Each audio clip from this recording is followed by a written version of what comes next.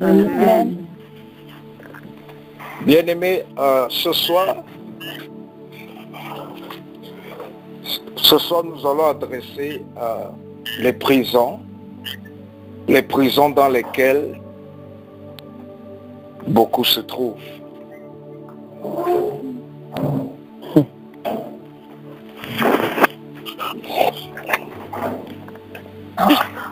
Un des modes d'opération de Satan, c'est l'utilisation des prisons les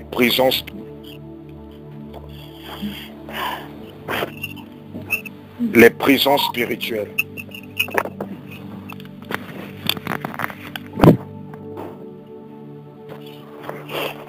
Et il est important que vous compreniez de quoi est-ce qu'il s'agit pour pouvoir mieux adresser ce phénomène dans votre vie. Amen. Amen. Amen. Je ne sais pas si on aura le temps de prier pour ça aujourd'hui, mais si on finit vite l'enseignement, on va prier. Si on ne finit pas à temps, nous allons prier pour ça demain. Mais il est important qu'on comprenne de quoi est-ce qu'il s'agit, comment est-ce que ce phénomène est utilisé par l'ennemi. Parce qu'il y a beaucoup d'entre vous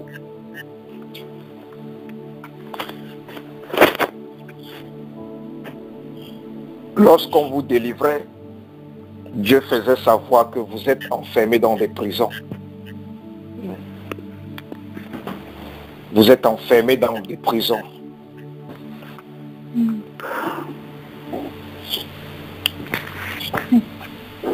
Seigneur, je te bénis, je te rends grâce. Je prie en ce moment que ta présence soit totale. Je prie en ce moment que tu disposes tous les cœurs afin que ta parole puisse délivrer, ta parole puisse libérer, ta parole puisse guérir.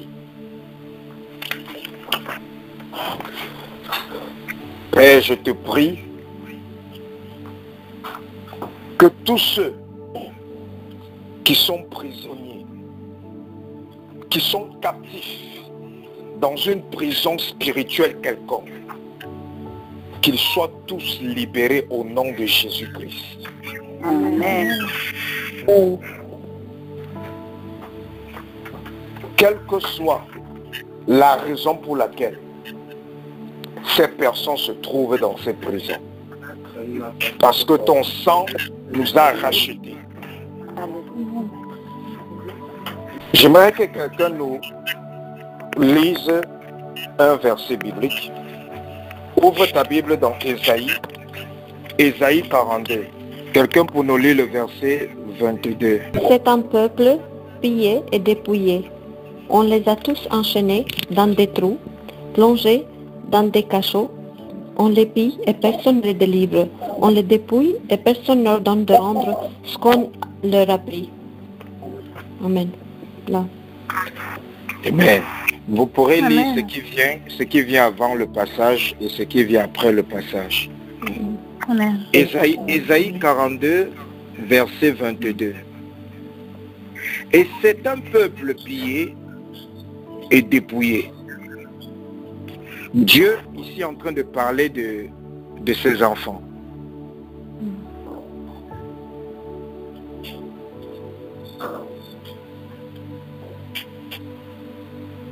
On les a enchaînés dans les cavernes.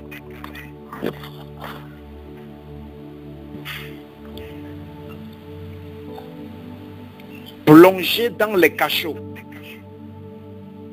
Ils ont été mis au pillage. Et personne qui les délivre. Dépouillés. Personne qui dise restitue.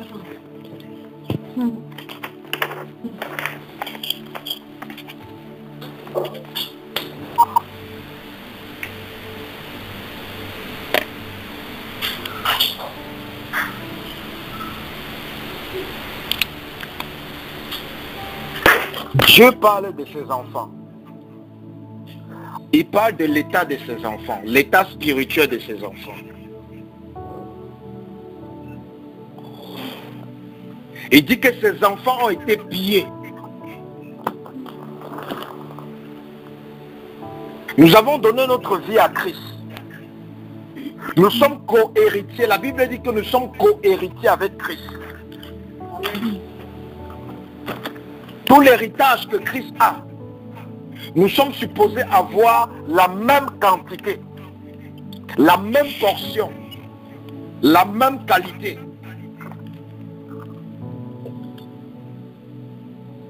Mais le problème c'est quoi? Nous sommes pillés. Nous sommes pillés, nous sommes dépouillés. On nous a enchaînés. Et on nous a mis dans des cavernes. On nous a plongés dans des cachots. On nous a mis au pillage.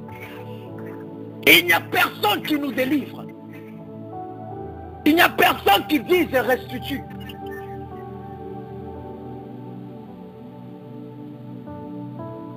C'est la condition de beaucoup.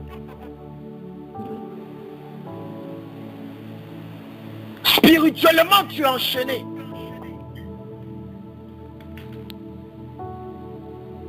Spirituellement, on t'a dépouillé.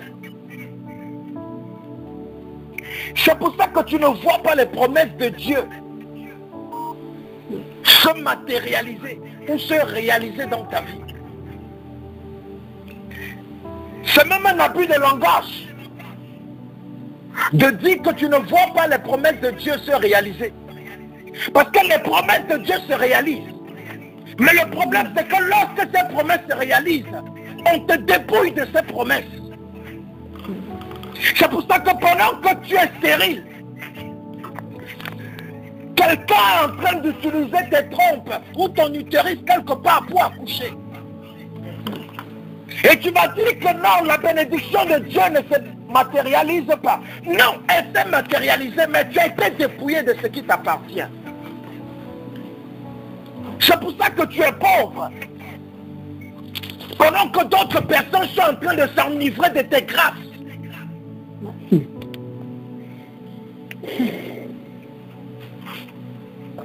Amen. Toute parole que Dieu a décrétée se réalise dans nos vies. Quand tu demandes à Dieu, Dieu te donne. Quand tu demandes à Dieu, Dieu te donne. Quand tu demandes à Dieu, Dieu te donne. Mais avant que ça ne touche ta main, on te débrouille. Avant que ça ne touche ta main, on te pille. Pourquoi? Parce qu'on t'a enchaîné. Quelqu'un qui a les mains enchaînées ne peut pas recevoir quelque chose avec ses mains. C'est Dieu qui parle de ses enfants.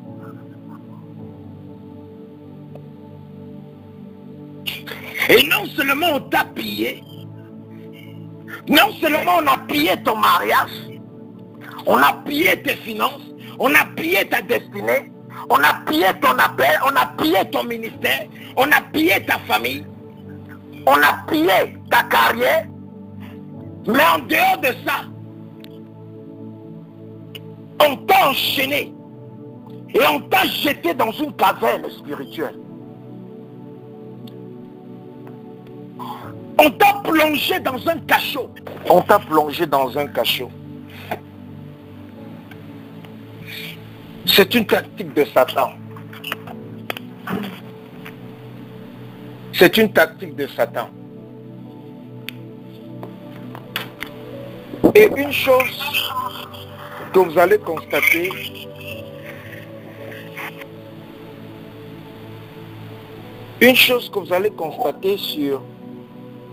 sur toutes les personnes qui étaient en prison et que Dieu a fait sortir de prison dans la Bible, aucun d'entre eux n'a dit qu'ils ont été libérés de la prison. Tous ont dit qu'ils ont été délivrés. Délivrés de la prison. Parce qu'on peut te libérer d'une prison. Mais si on ne te délivre pas, malgré que tu es libéré de la prison, tu te mets encore un captif. Tu te mets encore un prison. Regardons même le système des hommes. Il y a certains prisonniers qu'on libère. On les fait sortir de prison. Mais sur eux, on met des bracelets pour pouvoir les repérer partout où ils partent, pour pouvoir contrôler leur vie. Une telle personne n'est plus en prison, mais toujours prisonnier. Et beaucoup d'enfants de Dieu sont encore prisonniers. Beaucoup d'enfants de Dieu sont encore dans les prisons spirituelles.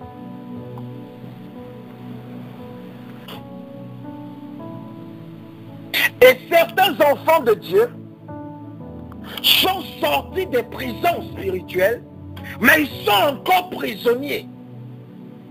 Pourquoi? Parce que bien qu'ils sont sortis de prison, mais ils n'ont pas été délivrés de la prison. Parce que lorsqu'on est délivré d'une prison, on ne sort pas, on n'est pas seulement libéré de la prison, mais on sort aussi de la captivité des personnes qui nous ont mis en prison. Amen. Ouais. Et c'est de ça que la Bible parle. Il faut être délivré des prisons. C'est pour ça que la Bible dit ici, le peuple de Dieu est pillé. Le peuple de Dieu est dépouillé. Le peuple de Dieu est jeté dans les cachots, jeté dans les cavernes spirituelles. Et il n'y a personne pour le délivrer. Il n'y a personne pour les délivrer de ces cachots. Il n'y a personne pour les délivrer de ces cavernes. Il n'y a personne pour les délivrer des chaînes qui sont sur leurs mains, sur leurs pieds. Et il n'y a personne pour les délivrer de la main de leurs geôliers, ceux qui les ont mis en prison. C'est pour ça que lorsque tu veux adresser le phénomène de prison spirituelle dans ta vie, tu dois adresser ce phénomène à plusieurs niveaux.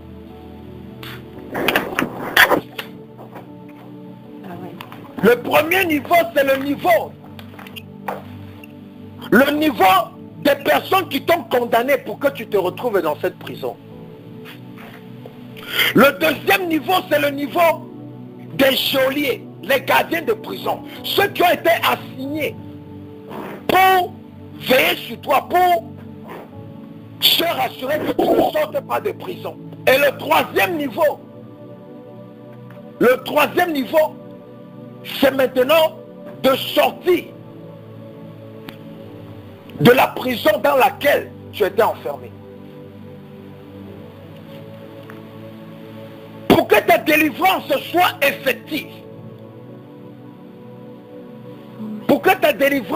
effective, par rapport aux prisons spirituelles, premièrement, tu dois adresser ceux qui t'ont mis dans cette prison. Deuxièmement, tu dois adresser ceux qui ont été assignés pour te maintenir dans cette prison ou pour te garder dans cette prison. On les appelle les geôliers. Les geôliers. Les geôliers, ça peut être des esprits, ça peut être aussi des personnes assignées pour te maintenir dans une prison quelconque.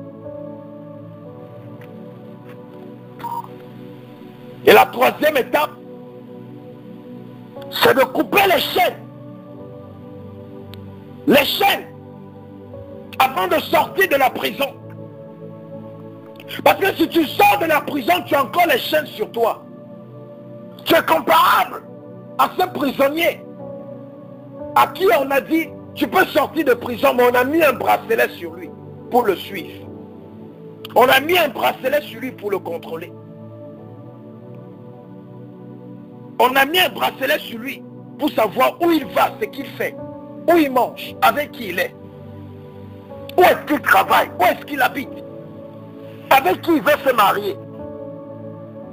business, il veut investir? Pourquoi? Parce qu'il y a encore le bracelet de l'esclavage, le bracelet de prisonnier.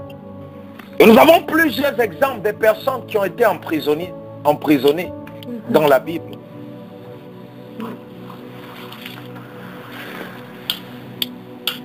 Vous avez Paul et Silas dans le livre de Actes, chapitre 16, qui ont été emprisonnés par un prisonnier. On les a enchaînés, on les a jetés dans le cachot. Nous avons l'exemple de Pierre. Aussi dans le livre de Actes, chapitre 12, qui est emprisonné. On l'a enchaîné et on l'a jeté dans le cachot. Et on a mis des geôliers pour le surveiller. Nous avons aussi l'exemple de Jérémie, qui a été emprisonné. Il a été jeté, enfermé dans la maison de Jonathan. Et c'était comme un cachot, comme une prison, où il était séquestré. Une forme de prison. Nous avons Joseph, qui a aussi été emprisonné. Mais il est sorti de la prison pour devenir premier ministre. Amen. Paul et Silas sont sortis de la prison pour aller convertir toute la famille d'un geôlier de prison. Amen. Pierre est sorti de prison pour aller fortifier toute l'église qui était enfermée dans une chambre pour intercéder pour lui. Amen. Lorsque tu sors de la prison, bien-aimé, c'est pour aller prendre un trophée. Amen. C'est pour aller prendre un trophée. Amen. Tout ce que Dieu a fait sortir d'une prison dans la Bible, c'était pour changer la vie. C'était pour changer la destinée.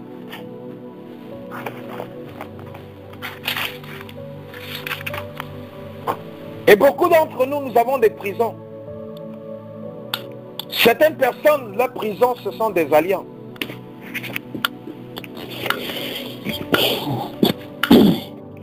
Les alliances. Les alliances dans lesquelles on est, ce sont des prisons.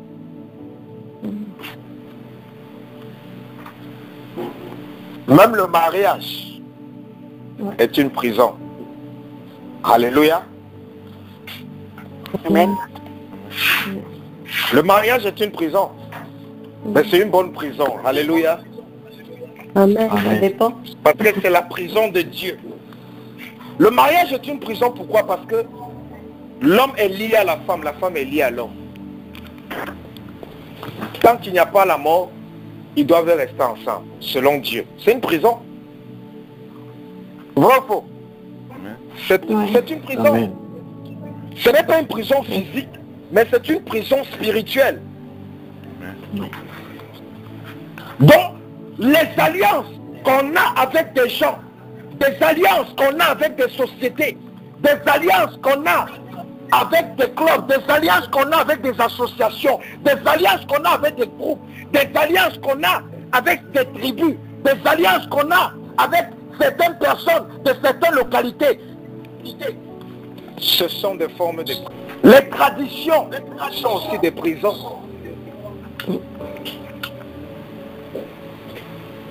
Beaucoup sont prisonniers de leur tradition.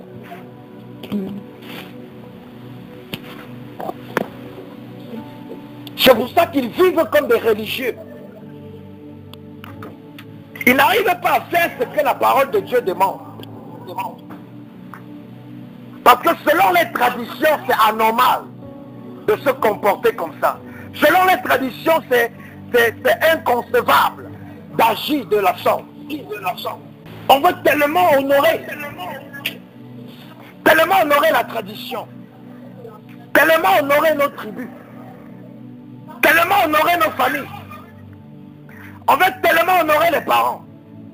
On veut tellement honorer les grands-parents. On ne sait pas que c'est une prison dans laquelle on se trouve.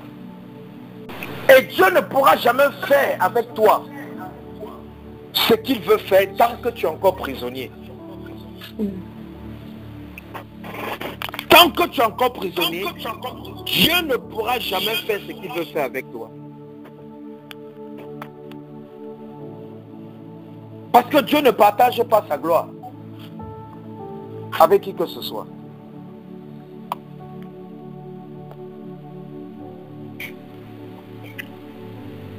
Il y a des gens qui sont dans les prisons de la mode.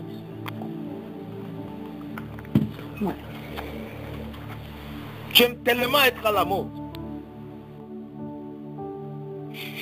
Tu aimes tellement être à la mode.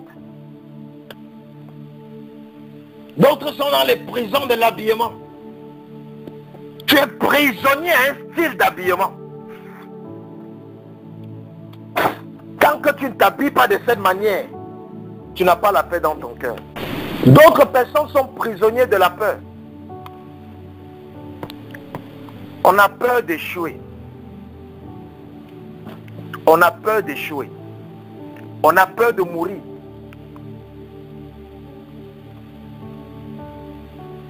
On ne veut pas prendre le risque. Alors que spirituellement parlant, la définition de la foi, c'est prendre le risque. Avoir la foi, c'est prendre le risque. Croire à quelque chose que tu ne vois pas. Avoir l'assurance en quelque chose qui n'existe pas. C'est prendre le risque. C'est ça la vraie définition de la foi. On dit qu'on a la foi, mais on ne veut pas prendre des risques. Et on reste esclave de la peur. On reste esclave de la peur comme Job. Job était un prisonnier de la peur. Toutes les nuits, ce que je crains, c'est ce qui m'arrive.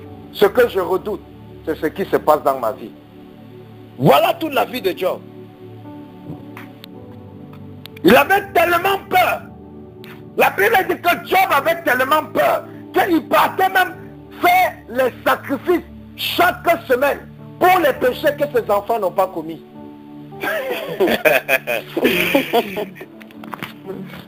Il faut lire ta Bible, bien-aimé. Il avait tellement peur parce que en notre temps, si maintenant, lorsque tu pêches, tu te repens, parce que Jésus-Christ est mort sur la croix, son sang a coulé, et au travers de Jésus, on a la rémission des péchés. Donc, on n'a plus besoin de faire les sacrifices. Mais quand Jésus-Christ n'était pas encore ressuscité, lorsqu'un enfant de Dieu commettait un péché, il devait aller prendre un agneau, il devait sacrifier l'agneau, pour maintenant que son péché soit expié au travers de ce sacrifice de cet agneau. C'était comme ça que ça se passait au temps de l'Ancien Testament, quand Jésus n'était pas encore crucifié. Donc la Bible dit que Job partait, prenait les agneaux, il sacrifiait tous les jours pour demander pardon pour les péchés que même ses enfants n'ont pas commis. Pourquoi? La peur. Si tu sais que tu n'as pas commis un péché, si tu as l'assurance que tu n'as pas commis un péché, pourquoi encore demander pardon pour ce péché? Alors que tu as l'assurance que tu n'as pas commis ça. Si tu le fais encore, c'est parce que tu as tellement peur. La prison de la peur. La prison de la peur. Certaines personnes ne se marient pas parce qu'ils ont peur.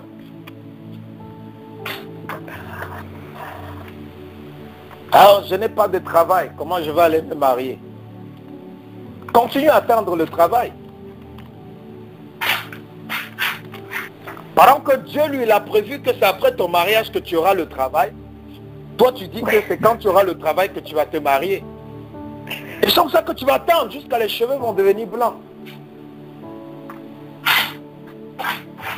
On a peur. On est dans la prison de la peur. On a peur des démons. On a peur des sorciers. On a peur d'aller au village. Si je vais au village, est-ce que je vais vivre? Ceux qui sont au village, ils vivent comment? On a peur. On a tellement peur que Dieu ne peut pas nous amener où il y a notre trésor. On aime être confortable. On aime être indépendant. C'est ça le problème, un gros problème des chrétiens. On aime être indépendant. Alors qu'on doit être dépendant de Dieu. Mais on aime être indépendant. Certaines personnes, c'est leur style de vie. C'est ça leur prison. D'autres personnes, leur prison, c'est où on les a consacrés. Tu vas rêver, tu te vois dans les eaux, tout ça là, ta prison est là-bas. Tu vas toujours rêver, tu te vois au village, ta prison est là-bas. Tu vas rêver, tu te vois dans une maison où tu avais habité, ou dans un quartier où tu avais grandi, ta prison est là-bas. C'est pour ça que tu te vois toujours là-bas. Bien que physiquement, peut-être tu es sorti de cette prison, mais ton esprit est toujours là-bas, ton âme est toujours là-bas gardée. C'est pour ça qu'on ne fuit pas la prison. On se délivre de la personne qui nous a emprisonnés. Parce que si tu fuis de la prison, les chaînes seront toujours sur tes mains. Les chaînes seront toujours sur ton pied. Et la personne va toujours te contrôler bien que tu n'es plus dans la prison. Beaucoup d'entre nous, nos grâces, on a tout pris parce qu'on nous a mis dans des prix. Tu es au chômage parce qu'on a pris ton travail. On a pris ta richesse. Tu es malade, on a pris ta santé. Certaines personnes, vous n'accouchez pas, vos enfants sont dans les eaux. Certains, vous n'accouchez pas, mais vous voyez toujours dans les rêves, vous avez accouché. Vous voyez dans les rêves, vous allaitez les enfants. Vous voyez dans les rêves, vous avez les enfants, vous avez une famille. Non, vous êtes emprisonné quelque part. Et tout l'héritage que Dieu vous a donné, c'est quelqu'un d'autre qui utilise ça quelque part. C'est pour ça que tu ne vois pas ça en face. C'est pour ça qu'une des prières qui fait mal aux oreilles à Dieu, c'est les prières qu'on dit, Seigneur, donne-moi l'enfant. Seigneur, donne-moi le mariage. Seigneur, donne-moi l'argent. Seigneur, donne-moi le travail. Seigneur, donne-moi ceci. Cette prière-là, ça, c'est comme des épines dans les oreilles de Dieu. Pourquoi? Parce que Dieu t'a déjà tout donné. Mais c'est quelqu'un qui est en train d'utiliser ça.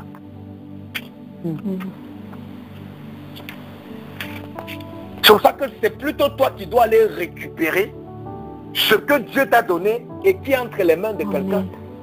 Parce que Dieu dit ici que son peuple est dépouillé. Son peuple a été pillé. On a pillé son peuple. On a dépouillé son peuple. Donc Dieu dit qu'il a déjà tout donné à ses enfants.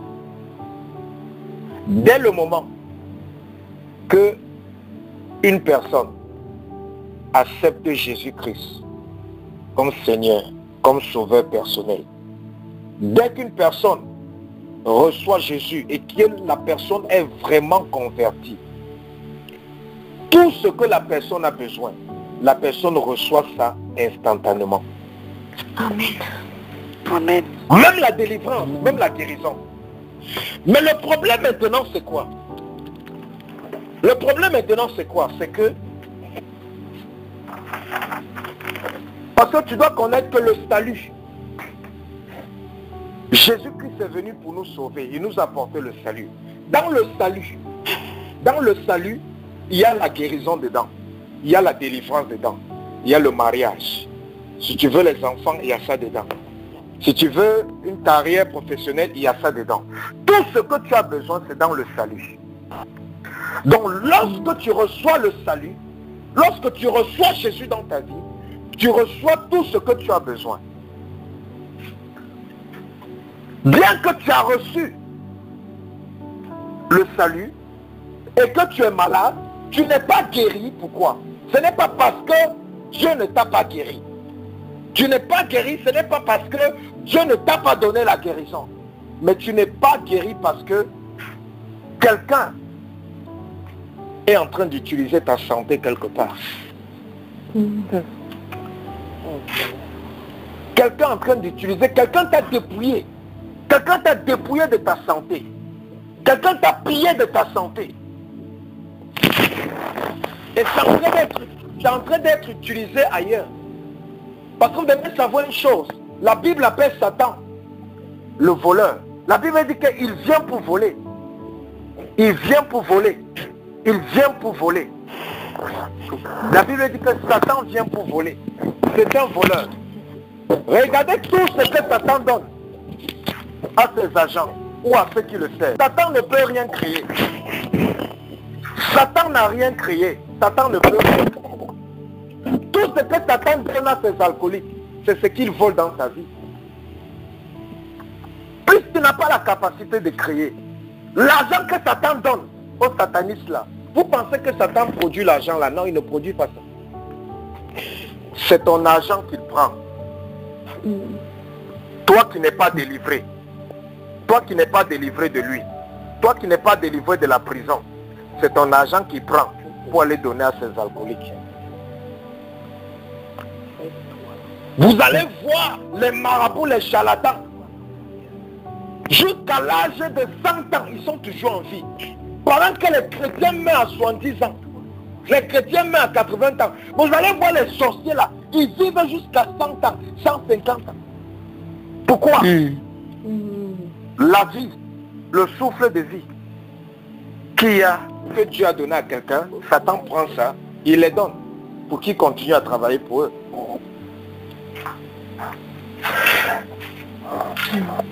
Et quand toi tu ne comprends pas ça, tu vas passer toute la nuit à demander à Dieu, Seigneur, j'ai faim, donne-moi à manger.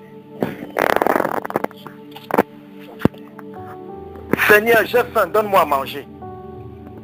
C'est ce que les disciples sont venus dire à... C'est ce que les disciples sont venus dire à Jésus. Qu'on veut nourrir toute la foule là. Donne-nous à manger. Jésus a dit que mais qu'est-ce que vous avez? Je n'ai plus rien à vous donner. Vous avez déjà tout ce que vous avez besoin. Jésus les a demandé qu'est-ce que vous avez? Comme Dieu a dit à Moïse, va délivrer le peuple. Moïse a dit que mais je vais aller les délivrer avec quoi? Et Dieu dit à Moïse que mais regarde le bâton que tu as entre tes mains. Bien aimé, Dieu n'a pas le bâton que Moïse avait en main. Ce n'est pas Dieu qui a donné ce bâton lorsque Moïse allait sur la montagne. Moïse avait ce bâton en main. Tous les jours, quand il partait perdre les brebis, il avait ce bâton. Mais il n'avait jamais su que le bâton qu'il avait là, c'était la ressource, c'était la source pour accomplir sa destinée. Amen. Et c'est ça le problème de beaucoup d'entre vous. Moïse avait déjà le bâton. Quand il est venu vers Dieu, il avait déjà le bâton. Chaque année, chaque jour, il sortait avec le même bâton pour aller perdre les brebis. Mais il ne savait pas que le bâton qu'il avait là, Dieu lui avait donné tout pour sa vie sur ce bâton.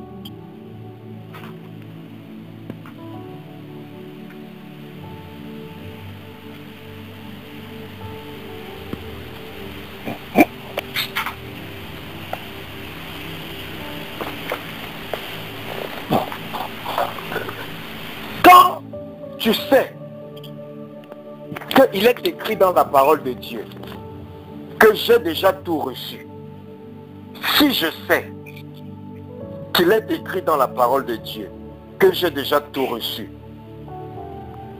je ne dois pas encore être en train de demander à Dieu de me donner. Je peux plutôt demander à Dieu de m'aider à posséder ce qu'il m'a donné, ou je peux demander à Dieu de me diriger afin que je puisse localiser ce qu'il m'a donné, ou je peux demander à Dieu de me soutenir afin que je puisse récupérer ce qu'il m'a donné. Mais le problème c'est que Dieu te dit ce soir, tu passes ton temps à lui casser les oreilles en lui demandant ce qu'il t'a déjà donné. Amen. Et parce que tu es trop religieux. Et c'est pour ça que ta vie ne change pas. Parce qu'on est trop religieux. Trop religieux. Si la Bible dit que j'ai déjà tout reçu,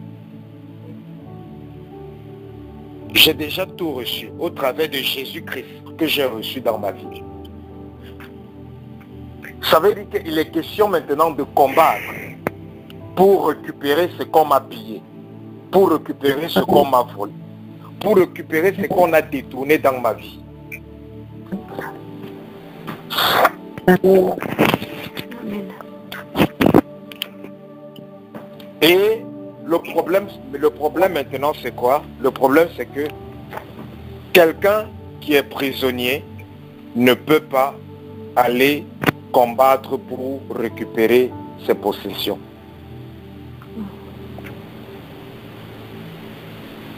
C'est pour ça que tu as beaucoup prié. Mais parce que tu es encore prisonnier, tu ne peux pas aller récupérer tes possessions. Parce qu'un prisonnier est sous l'autorité de celui qui l'a emprisonné. Un prisonnier est séquestré par la personne qui l'a emprisonné. Et tant qu'il n'est pas libéré de cette prison, il ne pourra pas décider de ce qu'il veut faire de sa vie. Il ne pourra pas décider de où il veut aller. Il ne pourra pas décider de ce qu'il veut manger.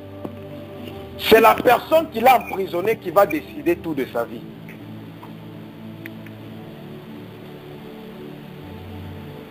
C'est pour ça que certaines nuits tu dors en paix. Certaines nuits tu es troublé lorsque tu te lèves le matin. Pourquoi? Parce que c'est plus toi qui décides quand tu dois dormir en paix et quand tu dois être troublé. C'est qui? C'est la personne qui t'a emprisonné.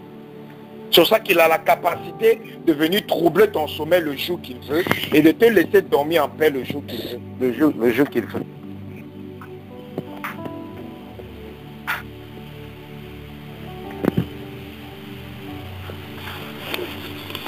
Certaines personnes sont aussi prisonniers de certains péchés. Quelqu'un peut être prisonnier de l'impudicité.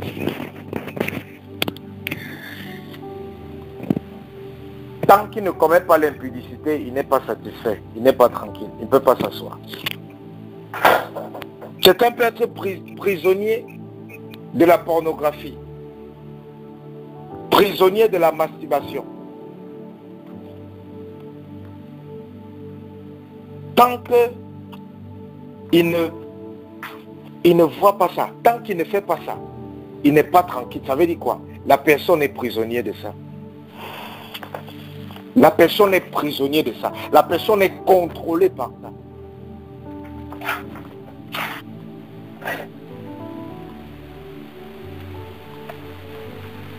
Il y a les gens qui sont prisonniers de la pauvreté. Quels que soient les efforts qu'ils font, quels que soient les projets qu'ils initient, ça finit toujours au vinaigre. Ça finit au vinaigre, pourquoi? Parce que pendant qu'ils sont en train de déployer des efforts dans le monde physique, spirituellement, on les dépouille de l'onction ou de la grâce qui devait les amener à réussir.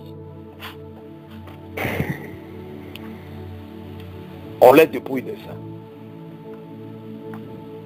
Parce qu'ils sont prisonniers.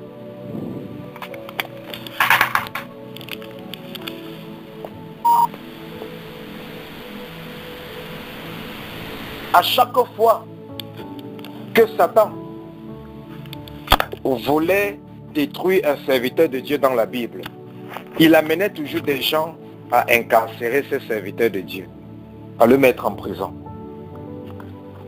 Parce que lorsqu'on te met en prison, tu es limité.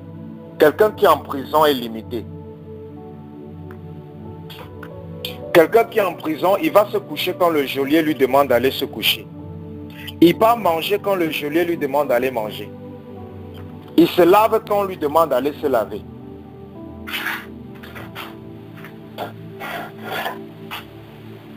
C'est pour ça qu'il y a certaines personnes qui n'arrivent pas à verser l'eau sur eux.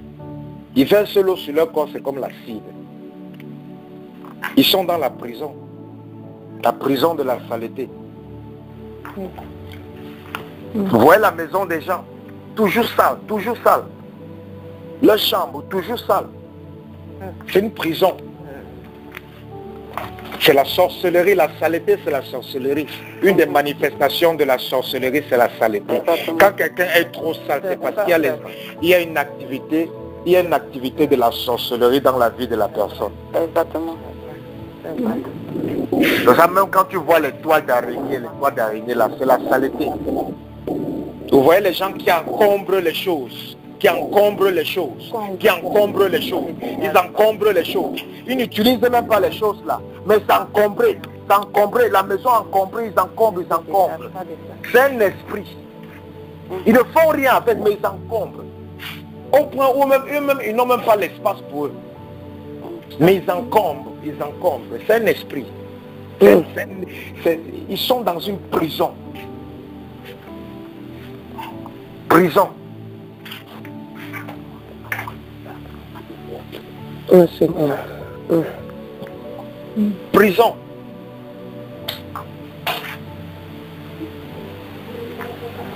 Il y a plusieurs formes de prison. Des prisons intellectuelles. Des gens qui sont limités dans leurs pensées. Ils ne voient pas plus loin que le bout de leur nez. Tout pour eux, ce sont les choses. Ils ne peuvent que se focaliser sur les choses qu'ils peuvent voir là. Mais ils ne réfléchissent même pas un peu loin. On a emprisonné leur système de pensée.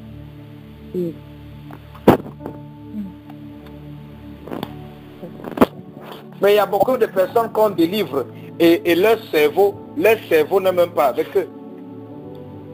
Leur cerveau n'est pas en eux. Leur cerveau est dans une calebasse quelque part. Chez un féticheur.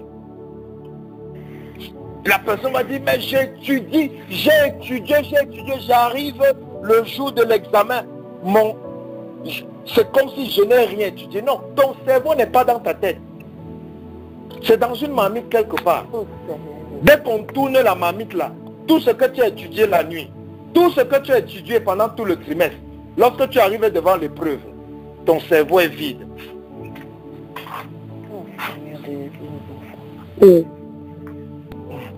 Bien aimé, je sais de quoi je parle. Moi-même, je suis passé par là. Amen. Moi-même, on a bien mis mon cerveau dans les marmites. Tu te bats. Mais ça arrive, c'est comme si ton système de pensée, parce que tu es dans un esclavage.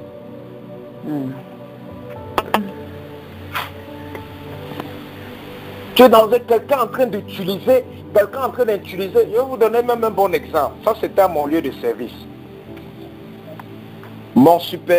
J'avais mon superviseur et à chaque fois qu'on allait dans des réunions,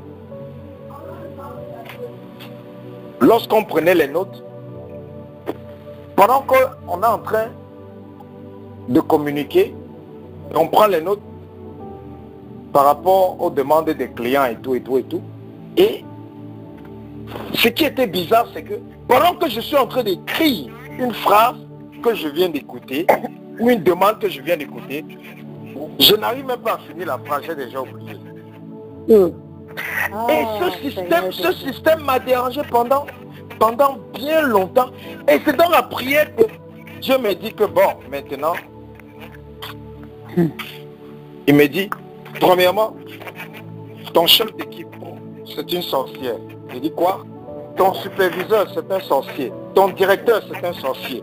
Et maintenant, il y a quelqu'un qu'on dit dans ton lieu de service qu'il est le plus intelligent. Je dis oui, c'est mon superviseur. Avant même que tu poses une question, il a déjà répondu. Il dit que voilà celui qui utilise ton cerveau.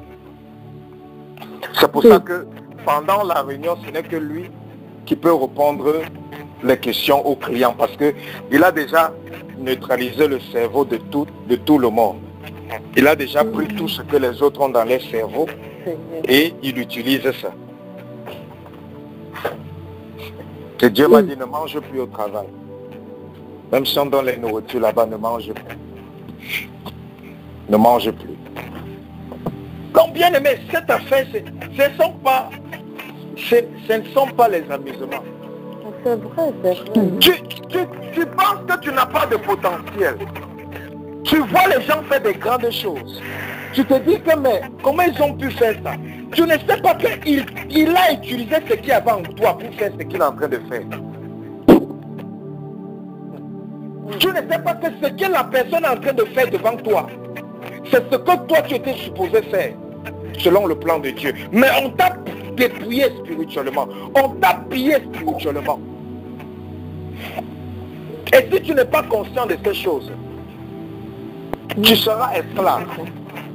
Tu vas travailler dans les entreprises. Zéro promotion. Tu ne seras jamais directeur. Tu vas faire les affaires. Ça sera toujours la suivi, la suivi, la suivi, la suivi, la suivi.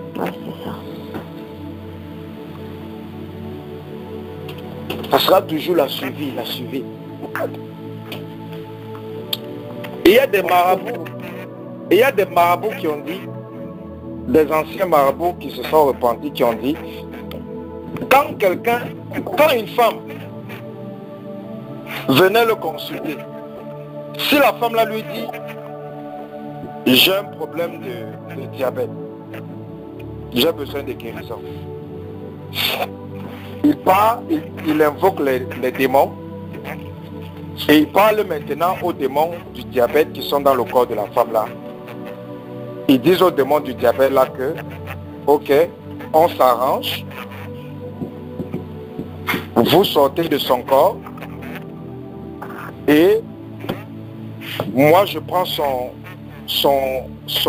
utérus, je vous donne et vous partez utiliser ça ailleurs. Ce qui fait que la femme maintenant, le marabout guérit son diabète, elle rentre à la maison, elle n'enfante plus. Elle ne sait pas que la guérison du diabète qu'elle a eue, Satan a juste échangé le diabète là avec sa fertilité. Et maintenant, le même marabout dit, lorsque maintenant une femme qui est stérile vient pour demander l'enfant, c'est l'utérus de l'autre qu'il prend spirituellement pour donner à la femme qui est stérile. Et elle pas maintenant accoucher avec. Parce que souvenez-vous d'une chose, Satan ne crée rien. Satan ne crée rien. Il vole à gauche pour donner à droite. Il vole à droite pour donner à gauche. Mais Satan lui-même, il ne crée rien. Il ne crée rien.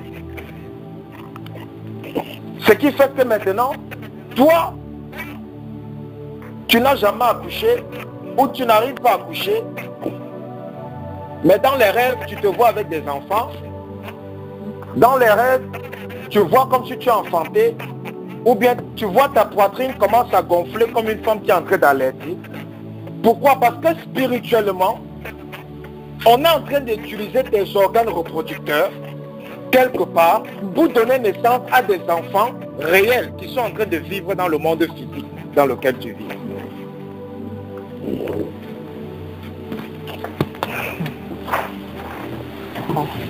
C'est pour ça que la Bible appelle Satan un voleur. La Bible appelle Satan un voleur. Si Satan ne peut pas voler, il va détruire. S'il ne peut pas détruire, il va tuer. Voilà les trois choses que Satan peut faire. Satan ne peut pas créer. Il ne peut pas créer, il n'a pas la capacité.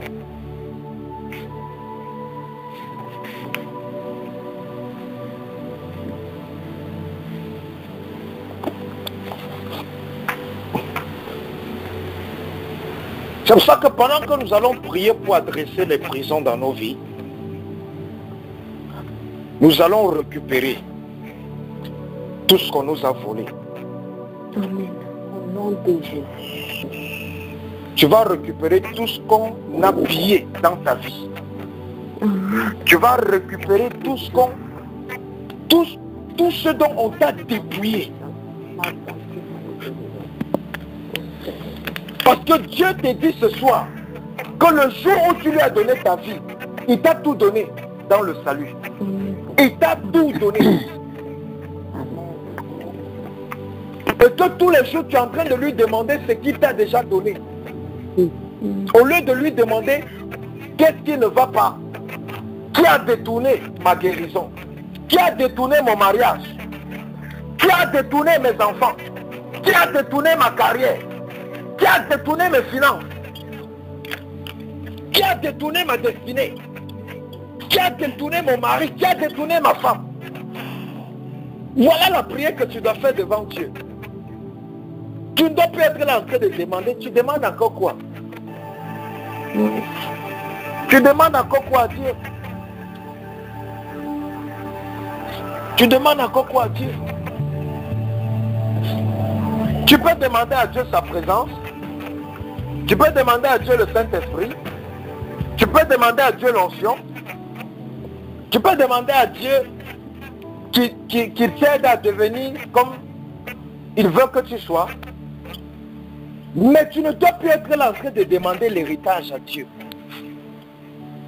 Quand la Bible dit que tu es co-héritier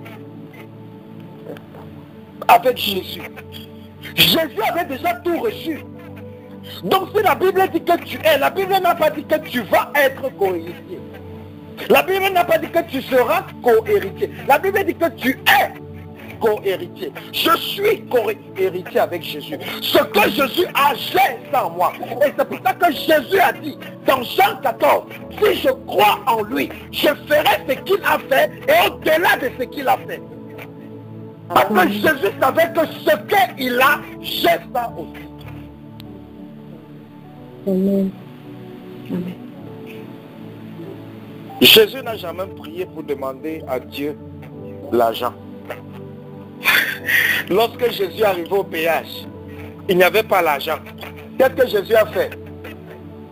Il allait récupérer son héritage. Où? Dans les eaux. Peut-être vous pensez que c'est le poisson. Jésus a dit à Pierre, va, tu pêches un poisson, ouvre la bouche du poisson, sors mon argent. Ça veut dire que quoi? Même l'argent de Jésus était emprisonné dans les eaux. Est-ce que tu comprends bien, aimé? Même l'argent de Jésus était emprisonné dans les eaux. Pendant que toi tu cherches ton argent à la banque, Jésus savait que moi Dieu m'a déjà donné mon argent. Mais il y a des gens qui m'ont dépouillé. Il y a des gens qui m'ont pillé. Il y a des gens qui ont détourné mon héritage. Et certains se trouvaient dans les eaux. Donc Pierre, va dans les eaux, tu récupères mon argent.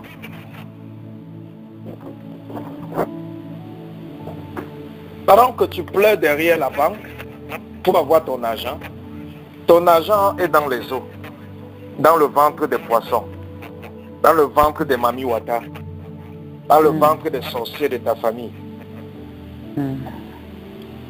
Vous avez vu Dieu, Jésus demander un jour la nourriture à Dieu. Lorsque Pierre n'arrivait pas à pêcher les poissons, est-ce que Jésus a dit qu'il a prié que Seigneur, aide Pierre à pêcher les poissons? Jésus a dit quoi à Pierre? Lance le filet là-bas, lance le filet là-bas, lance le filet là-bas. Amen. Ton héritage est là-bas, lance le filet là-bas. Amen. Jésus n'était plus là pour demander, Jésus n'était plus là pour demander à Dieu, Seigneur donne-moi à boire, Seigneur donne-moi à manger, Seigneur marie-moi, Seigneur, non, Jésus savait que j'ai tout reçu. Maintenant je dois aller posséder ce qu'on a dépouillé.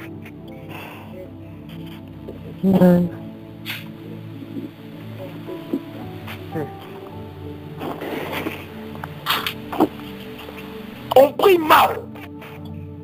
On est très religieux. Très religieux.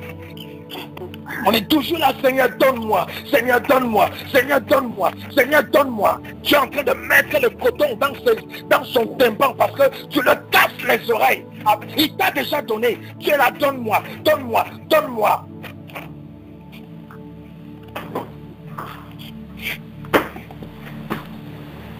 C'est pour ça qu'un célibataire doit dire, ma femme que Dieu a prédestinée pour moi, localise-moi maintenant au nom de Jésus. Le mari que Dieu a prédestiné pour moi, localise-moi au nom de Jésus. Localise-moi, localise-moi. Si on t'a aveuglé, je brise les écailles sur tes yeux. Localise-moi maintenant. Localise-moi. Localise. Je vous avais dit dernièrement, un pasteur à New York, il m'a appelé, il dit, pasteur, je prie pour la femme, je prie pour la femme, je prie pour la femme, je prie pour la femme. Pendant qu'il est en train de se plaindre que je prie pour la femme, Dieu ne veut pas me donner la femme, c'est ceci. Pendant qu'il est en train de faire ça, Dieu dit que sa femme à côté de lui ne voit pas. Dieu dit que j'ai déjà envoyé sa femme, à côté de lui ne voit pas.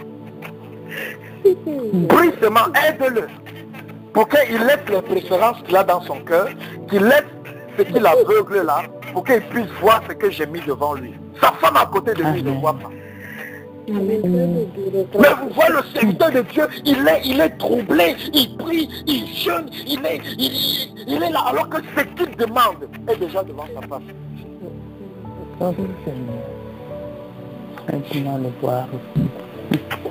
Et qu'est-ce que le combat? Ce sont ses fondations. Ce sont ces fondations qui l'empêchent de voir ce que Dieu lui a donné.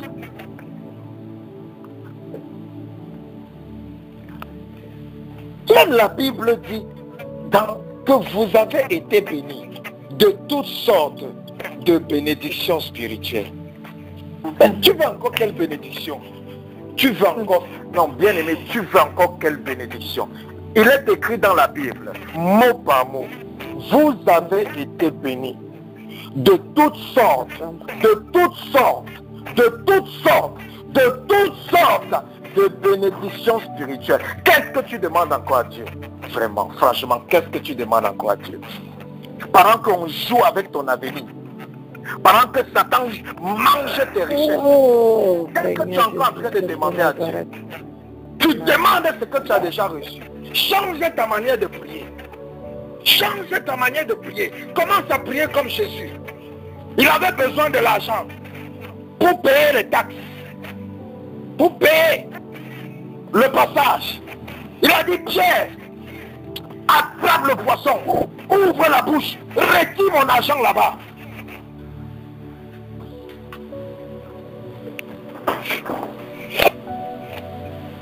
Il n'y avait pas assez de poissons pour nourrir la foule. Il a fait quoi? Multiplier. Est-ce qu'il a demandé à Dieu?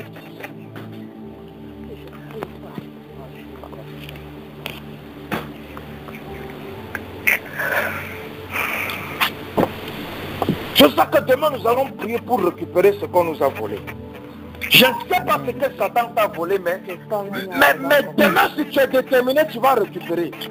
Amen. Dieu ne va pas venir récupérer ça pour toi. Dieu ne va pas venir. Parce que demain nous allons lire comment Dieu a délivré Pierre de la prison. Dieu va te délivrer de la prison, mais Dieu ne va pas venir récupérer ta chose pour toi. Quand on a dépouillé David, David a dit à Dieu, dois-je les poursuivre? Est-ce que je vais les atteindre?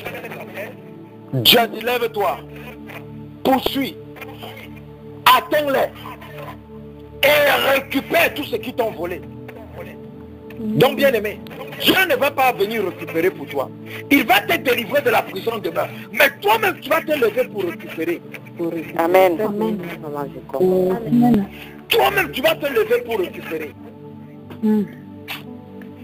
Parce qu'il est hors de question que tu es en train de souffrir. Les mamies Ouattara sont en train de se régaler de tes bénédictions dans les eaux. La Bible dit que le feu qu'Élie a invoqué, ça a consumé le bois qui était rempli d'eau. Donc le feu que tu vas lancer demain là, ça va entrer dans les eaux sans s'éteindre. Ça va aller les brûler là-bas. Amen. De même que le poisson est venu remettre l'argent de Jésus. De même que le poisson est venu remettre l'argent de Jésus. Ceux qui ont pris, ceux qui ont volé dans ta vie là, ils vont venir remettre ça seul. Amen. Amen. Amen. Parce que quand tu sais que quelque chose t'appartient, tu sais comment il faut faire pour le récupérer. Tu vas le récupérer. Avant, tu pensais que tu devais encore demander la guérison à Dieu. Mais ce soir, Dieu te dit qu'il t'a déjà donné la guérison. Et que maintenant, tu dois aller récupérer ta guérison. Tu dois aller récupérer ta santé. Que la personne qui a pris ta santé et qui t'a mis la maladie, non, tu vas aller remettre la maladie à la personne et tu vas récupérer ta santé et mettre ça sur toi et être dans la santé. Point final. Amen. Au nom de Jésus.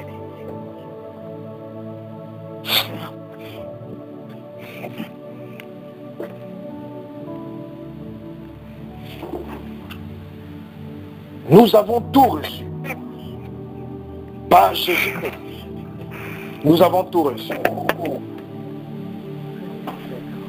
Nous avons tout reçu.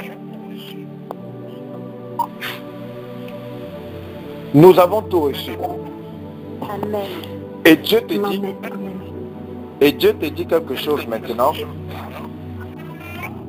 Lorsque il donne quelque chose à son enfant, personne ne peut arracher ça entre les mains de son enfant, à moins que son enfant donne ça à quelqu'un d'autre. Nous Amen. avons donné ce que Dieu nous avait donné. Nous avons donné ça au satanisme, consciemment ou inconsciemment, en allant chez les marabouts, en pratiquant les traditions, en menant un certain style de vie qui n'honorait pas Dieu, en vivant dans la rébellion, en vivant dans la désobéissance, en ayant des mauvais caractères. Voilà comment nous avons donné à Satan ce que Dieu nous avait donné.